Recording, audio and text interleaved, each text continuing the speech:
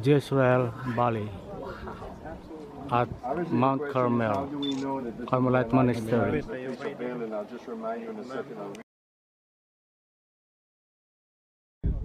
From the top of Mount Carmel Monastery, Carmelite Monastery, Jezreel Valley.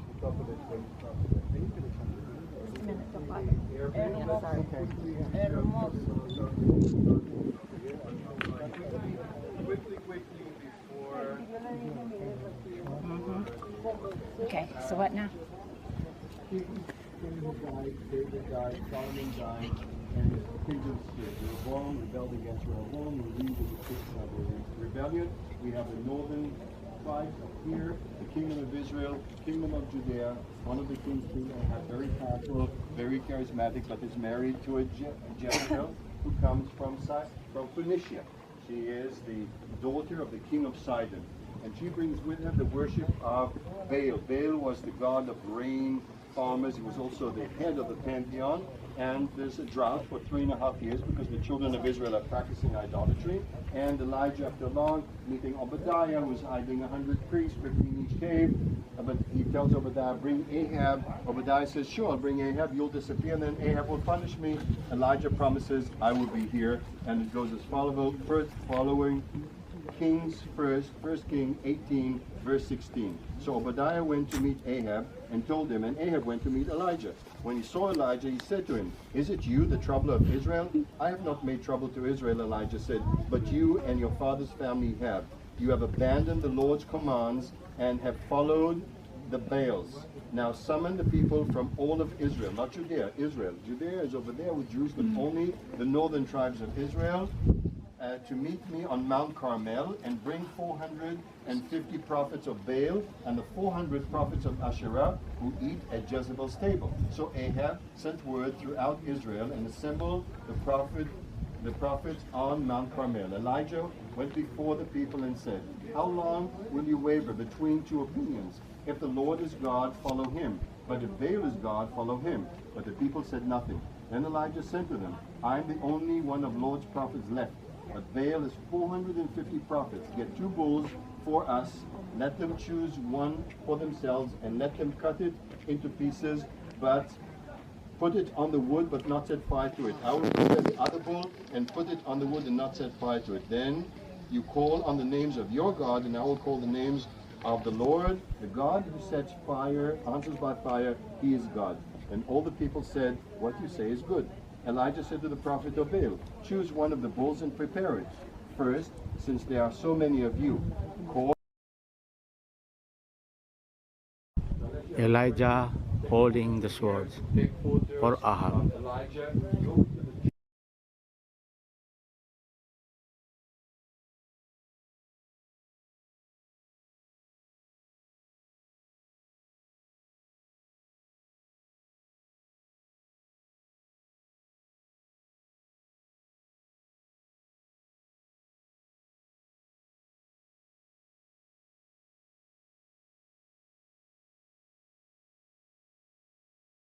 so the first city started Armageddon.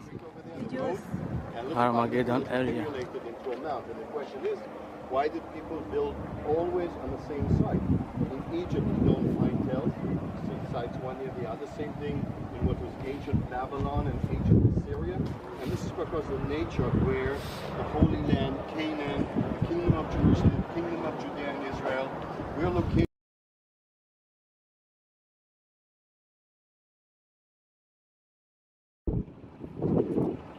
The city of Armageddon.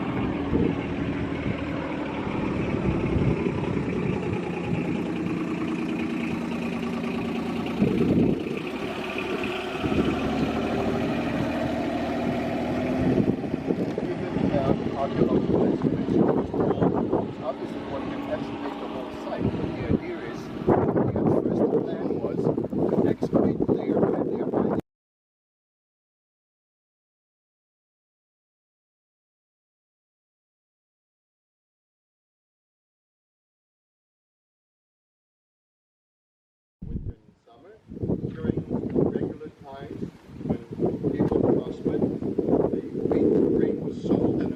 sent to Jerusalem to finance the temple. At times of famine, people were fed from these granaries until they were emptied, and then if there was no food, they had to go to foreign lands like the children of Israel, who leave and go to Egypt because there's no food because of the famine and because of the drought.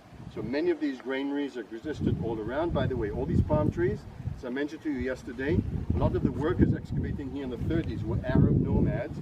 Their main form of diet was dates. They'd split the seeds, and there were hundreds of these date trees that had to be uprooted. They just left a few for the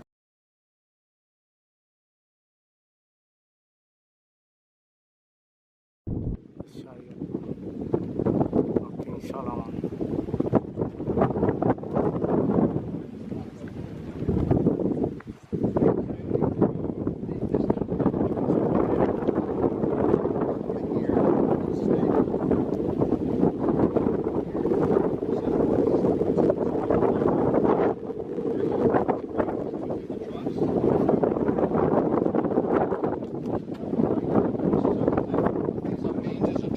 These are reconstructed, but over here you can see three original.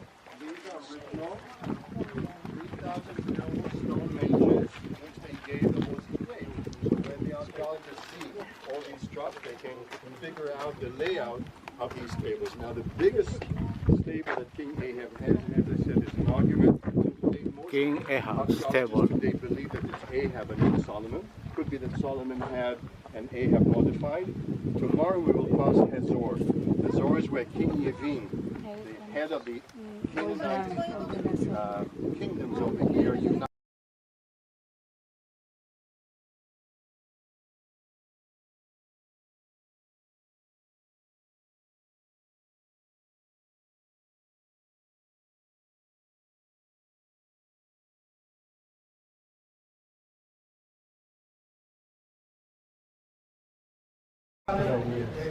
So I'll do the explanation out here and then I'll tell you what to look for. Part of it you'll follow me on the sketch and then you'll be able to see. So when you enter, where this group is standing over there, you'll see a bronze door. On the bronze door is a description of Jesus' life from the day of birth to the day of crucifixion, and around it are scenes from the Old Testament.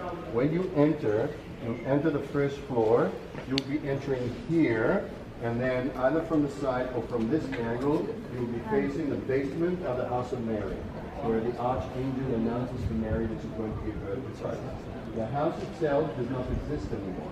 So the house was up here. When the Crusaders arrived here, the Byzantine churches had been destroyed by the Persian in 615. Some of them were reconstructed, but the Crusaders built, like in Caesarea, where they built the church over where the Byzantine church, and so this was a Crusader church. The Crusader church later was destroyed by Baybrash the Mamluk. Remember the guy with the silver sword you saw in the film in Caesarea? The Mamluks drove out the last Crusader kingdom in 1263, in the end of the 13th century. So this was the end of the Crusader church. The last church that was here was a Franciscan church that was built in the early 19th century, and then it was demolished deliberately to make way for this church that until a large church built in Lebanon became the biggest church in this region. This was the biggest church in the whole area of Syria, Israel, Lebanon and Egypt. Today there's a bigger church built in Lebanon, but the church was completed in the mid-60s of the 20th century, 1963 or 65. On the facade you can see on top, you can see the angel Mary, you can see the four Gospels and the various quotes from the Old Testament. You all remember the description. Now there's another site where the Greek Orthodox saw the Annunciation. Remember, first of all, that Nazareth, at the time of Christ, was at best a very small town. Most scholars believe it was a village between two large cities. The city of Sepphoris, which was the capital of the Galilee, and Canaan, which was the largest city. Remember what the Canaan said about Nazareth. When good people come out of Nazareth, he was from Canaan. Canaan was the big city. This is later where Jesus performs his first miracle at the marriage ceremony. So Nazareth was probably a small village or small town. On the northern end was a spring of water. Now the Greek Orthodox showed that the Annunciation was near the spring, and Mary was drawing water when the angel approached her. Now in various versions, I'm using the NIV, it doesn't appear in the New International Version, but in many versions it says, and the angel came into her. So the Catholics believe that he came into her house. Now, how did the Greek Orthodox explain that he came into her when she was at this spring drawing water? If you look at springs until today in Arab villages, in order to prevent the water from being contaminated with dust, the cistern that gets the water from the spring is in the building, in the room. And he went into the room where Mary was drawing water. So this is the Catholic site. We'll take a class later, the Greek Orthodox site that shows where the Greek Orthodox believe that the announcement was carried out. I'll read you another description, which is less remembered. And Jesus is born in Bethlehem. You'll see the place of nativity where he was born. Later the family leaves to Egypt until they hear that King Herod dies, and then he returns back here with Joseph and Mary and spends his boyhood over here until he is rejected. And I'm going to read you about his rejection, and this is from Luke 4 verse 14.